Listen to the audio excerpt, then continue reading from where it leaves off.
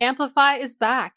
Don't miss the chance to improve every part of your business by connecting with industry experts, hearing best practices from top dealerships, and learning how to optimize your system for profitability at every turn. You don't want to miss the Amplify experience that is designed to help your dealership improve. Welcome to this weekend drive edition of Daily Drive for the fourth week in June 2025. I'm Jamie Butters, Executive Editor of Automotive News in Detroit. And I'm Kellen Walker in Las Vegas. We're breaking down some of the biggest stories in the auto industry from the past week and looking forward to what's in store in the days ahead. Today on the show, new Stellantis CEO Antonio Filosa is working to foster a more open culture at the giant automaker. Our own Vince Bond Jr. joins the show to talk about his approach. And so that's something that Filosa is trying to handle right away. If you have some ideas, come forward. We'll hear you. That's coming up in a few minutes. But first, Jamie, how you doing? Hanging in there, Kel. How about you? Doing all right. Let's get into some news. So Continental cuts their margin target over tariffs ahead of their breakup. What effects will U.S. tariffs have on Continental's breakup strategy? And is this good or bad timing to break the company up due to tariffs? I don't think it really affects the strategy. They committed to this plan to split up Continental into three parts, the tire business, ContiTech, and then the automotive unit with the still painful to me name Aumovio. So they're going to split them up. It's generally the big trend. Suppliers are trying to be, more focused on parts of the industry rather than being more of a conglomerate where some parts of the business might be up or down. But for Aumovio in particular, right, this is a challenging time for them to come out, to be standing on their own and trying to improve their profit margin from like 2.5% to I think an 8% target. It's going to be tough sledding. They should have good technology and a decent chance at it, as long as they come out, with a reasonable balance sheet that doesn't saddle too much debt on the unit. So we'll see how they do. Also, it looks like U.S. tariffs won't affect Mexico's high-tech auto ascent. Why are U.S. tariffs unlikely to hinder Mexico's auto industry growth? There's still a lot to be determined. A lot of trade deals supposed to be announced in the coming couple of weeks. And then the biggest trade deal is the renegotiation of the United States-Mexico-Canada agreement. It's kind of set for next year, but could start at any time, I guess. But overall, the view by a lot of the analysts that John Irwin talked to for that story, they're looking at all the investments that have been made in Mexico, the availability of labor there, which is something that's very scarce in the U.S. and a lot of other advanced markets.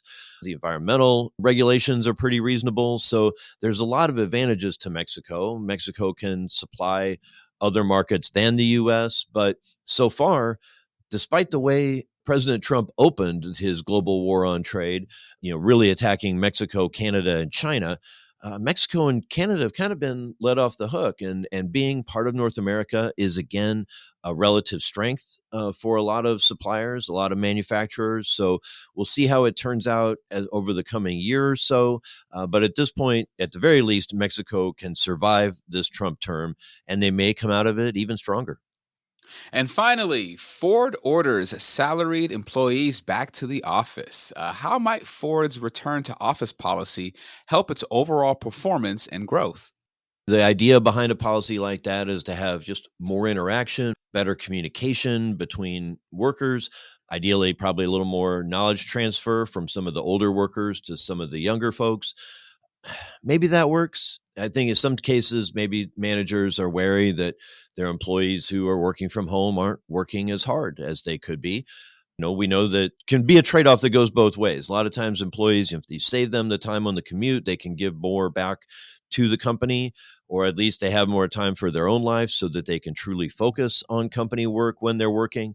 But we are seeing more and more companies, they want to have employees in the office. They're paying for this expensive real estate and they want it to be used. And they believe that it'll make the workforce more efficient. Time will tell, but this is where Ford's trying to go. Good stuff, Jamie. Coming up, Stellantis has a new CEO and he has a lot on his plate.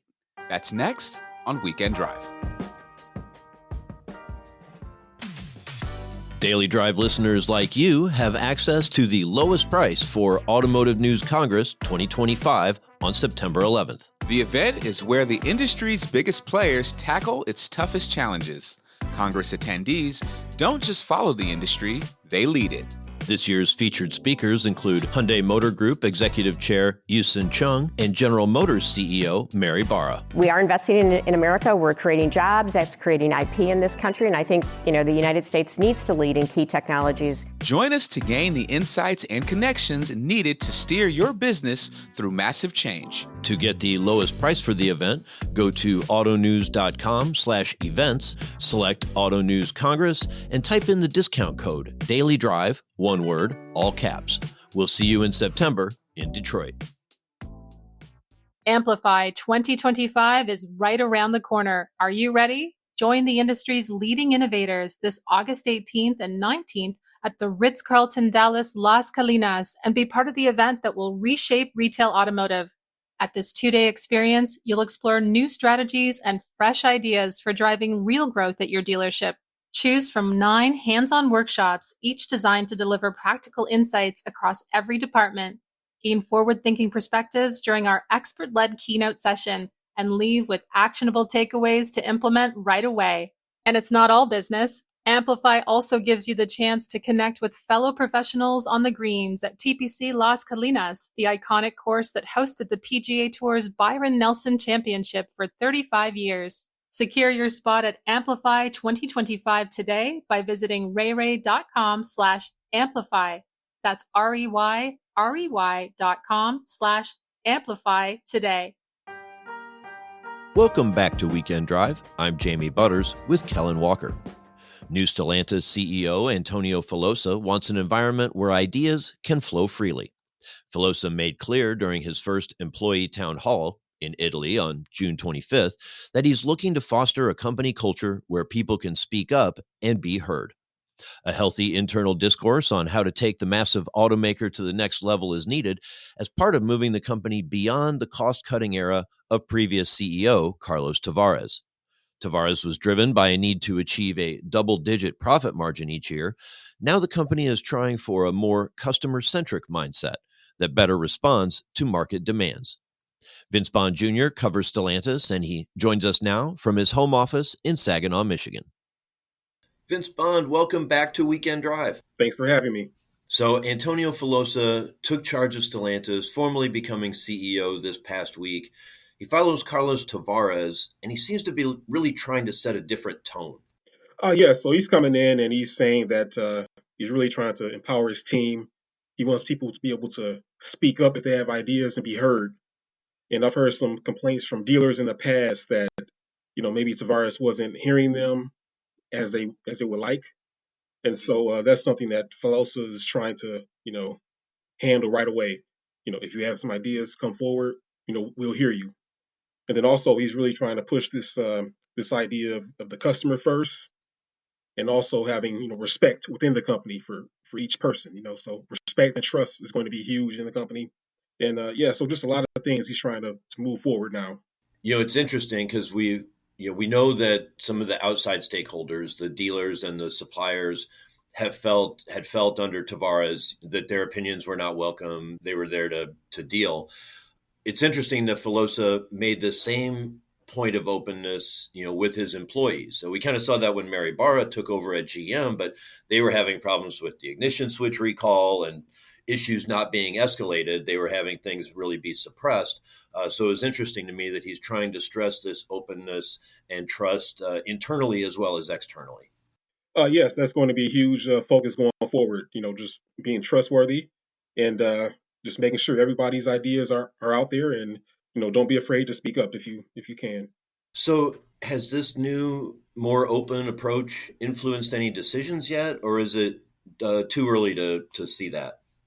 I would say it's still too early. I mean, he's only been in there for a couple of days now, and I know he's been traveling the world to different plants and offices, just getting acquainted with everyone. But at some point, I'm sure that's going to really take hold within the company. But it's early right now. Sure. As CEO, he's only been there a few days, but his approach in North America as COO, he's definitely, it sounds like he's at least been a little more open to some different ideas. Yeah. And so one of the big ones is that the return of the Hemi. So that was one of the ideas of Tim Kuniskis when he returned to the company in December. In part, he was asked by Filosa to come back in the first place, and so Kuniskis decided that the Hemi's coming back to the 1500. That was dropped from the 2025 1500 last year under Tavares, and that engine has actually been disappearing from most of its models, from the company's models in the last few years. And so that was kind of a big thing, a big fan pleasing decision to bring the Hemi back for the 1500. So that's a big one.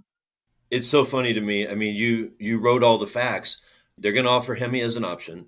It's less efficient, it's less powerful, and it costs more. But the fans can't wait. They love that name. They love that icon and what it stands for. It's just that visceral feeling, when you hit the gas and you just hear it rumble. It's an amazing feeling for a lot of people out there, and they'll pay the premium for it. It's just something they want. They got to have it. Even if the Hurricane engine that's out now, the Hurricane family, those are more efficient, more powerful, more torque. But hey, it's not the Hemi. So, That's so well, it was interesting. Filosa right away was very active in bringing Tim Kuniskis back, who's very popular with the dealers. Now they're bringing the Hemi back because they know the dealers and the consumers love it. So that's an interesting set of developments, and it's a good start for his track record as leader. I guess the other thing that really stood out to me about him, his taking the role and naming his leadership team. Of course, a much smaller number of direct reports than Tavares had. One of the ways he limited that was by having himself stay as the head of North America. He had been COO of North America. Before him, it was Mark Stewart. And that was sort of this separate layer. And it was interesting that he decided to stay in that position. I would guess that was very popular with the dealers. yes, definitely. So basically, the power balance of the company has shifted from Europe to North America, and so, like you said, Filosa is going to maintain his hold on North America operations and the famed four brands: Chrysler, Ram, Dodge, and Jeep. Those will be under his purview still, and he's going to make his home base, in the Detroit area.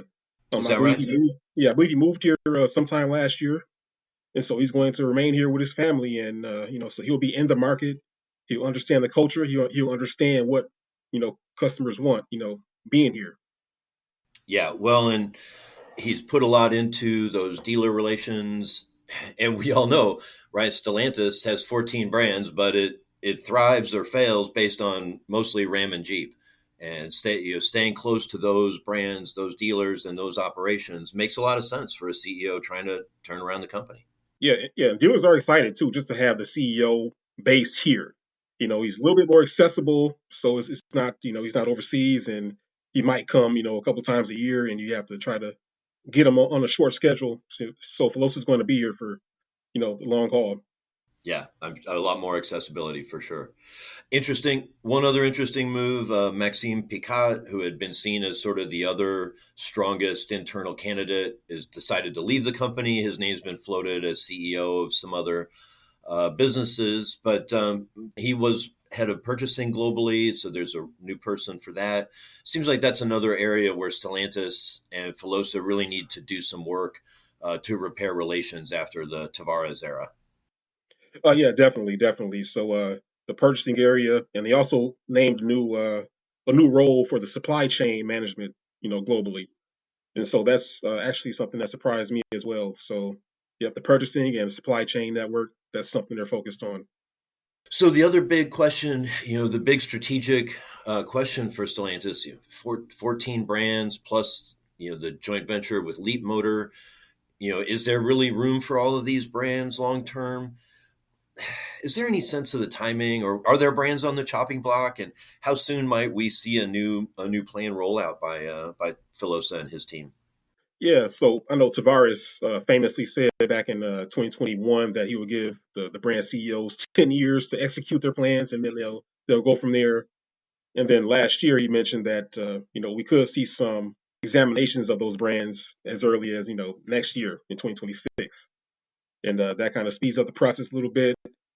We don't know if some of these brands are on the shopping block. They could be, But that's Filosa's decision right now. Puts him in a tough spot. Yeah, it is. I mean, it's expensive to kill off a brand. I mean, back in the 20 years ago, I think it cost GM almost $1 billion to get rid of Oldsmobile, which was not a big brand. If you start a billion here, a billion there, you start talking about real money. But maintaining brands that don't have a future is also expensive. So yeah, really, really difficult questions, big questions. We've heard from Christine Fuel. She says she doesn't feel like Chrysler is in danger, that it has a strong future ahead. I'm sure a lot of the brand chiefs feel that way, but it'll be interesting decisions to make. Yeah, and then even beyond the brand decisions, Filosa has to look at their long-term Dare Forward 2030 plan.